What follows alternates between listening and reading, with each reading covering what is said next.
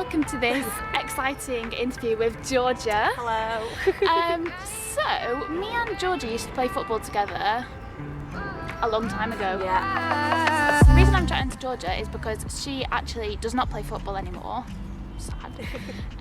And I want to talk about, well, there's loads of reasons why people stop playing football, obviously, and I think it's the same with boys as well. Like, obviously not everyone plays football from the age of 5 to 50, and people have their own reasons for stopping playing, but I think a lot of the time the motivations for girls stopping playing football are quite different to that of boys, in that it's not the case that girls try it and, I mean, some girls try it and they don't like it, but it's not generally the case. There are like structural barriers in place that make it really, really difficult for girls to participate in football. Yeah.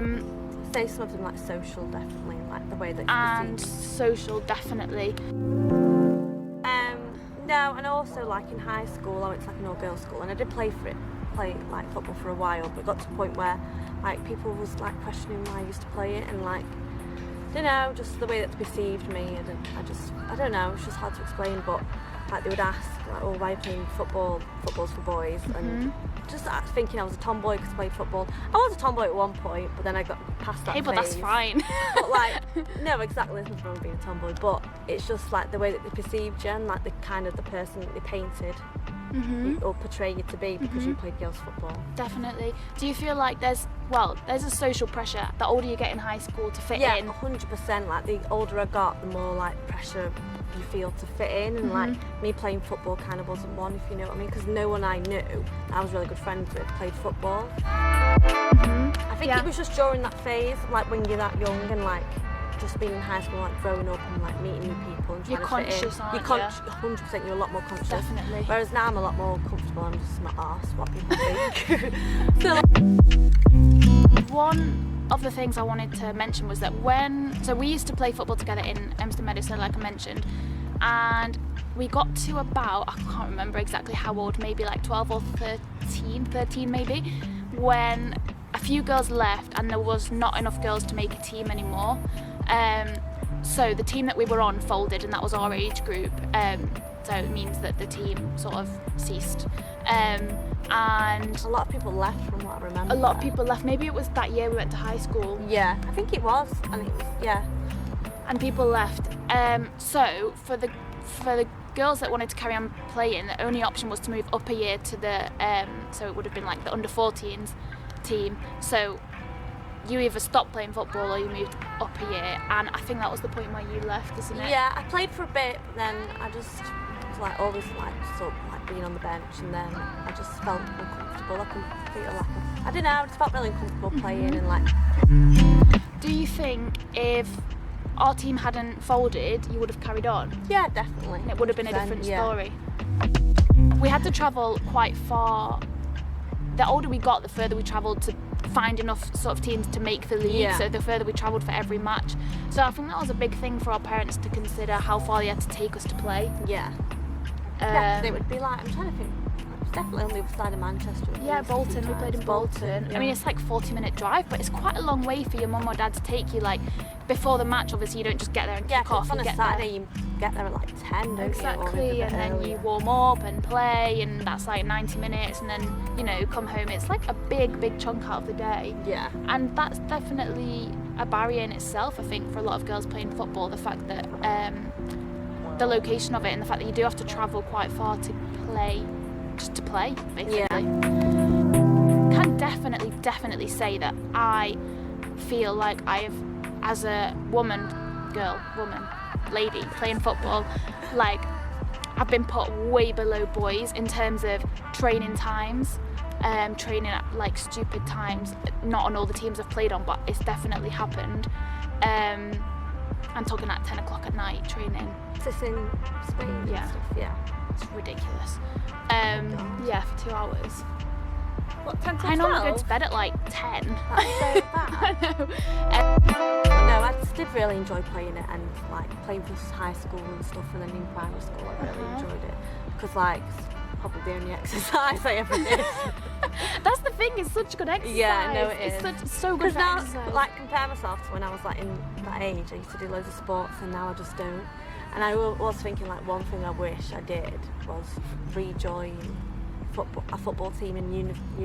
It's one Really? thing I wish I did now. Oh, that's a shame. Yeah, because joining a sport at uni is a really good way to get back into it, because they generally have like a couple of competitive teams and a development team. So like if you've not played for a while, you can join the development team and work up. Because I've never wanted to do it as like a professional. I just did it because I enjoyed it. So. But it's not too late. Imagine. You could. Oh my god, you definitely could. That was going to be one of my questions actually. Like, would you consider playing football again? Like socially? Socially, yeah, definitely. If there was like a team like as a like five-a-side or something, I would. Like Tom, my boyfriend, he goes and we used to like play five-a-side. Five-a-side, all the time. yeah. And I think like they don't do it just like professionals and they're going to get like Exactly. signed by Man United, but Or City. yeah. Looking back, like, do you have any regrets? No, definitely don't. You I used enjoyed to love- football? Yeah, Good. definitely. I've still got like some of my trophies that I won. Oh my god, I actually brought something. I wanted to bring the top, but I couldn't find it. I found this. It's like, oh gosh, this is.